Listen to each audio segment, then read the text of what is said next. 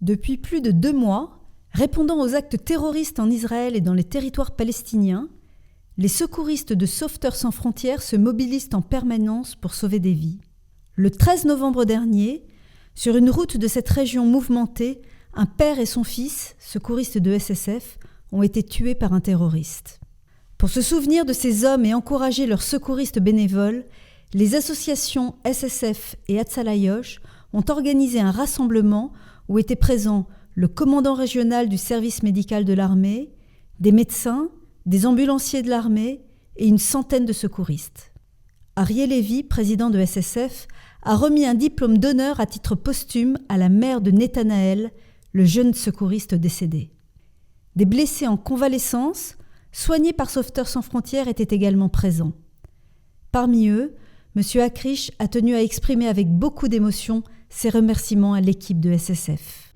Chers amis, bonjour. Je suis heureux de parler au nom de Hatzalah Yosh et de SSF parce que je suis une de ces personnes qui, grâce à leur intervention, et pas une seule fois, mais plusieurs fois, ont pu, grâce à leur rapidité et aux moyens qui leur étaient accordés, me permettre de sauver ma propre vie pour des problèmes cardiaques récurrents, comme une fibrillation ventriculaire et bien entendu cet appareil, ce défibrillateur qui se met à fonctionner et qui nous donne une alerte, et qu'à chaque alerte, ces gens sont présents parmi nous au quotidien, en dehors bien sûr de tout ce que vous entendez à propos des informations en Judée et en Samarie et au sein de tout l'État d'Israël. Alors que dire si ce n'est merci à tous ceux qui sont ainsi mobilisés et prêts à s'engager, à se donner et à offrir à Israël et à ses infirmiers, ses médecins, ses volontaires,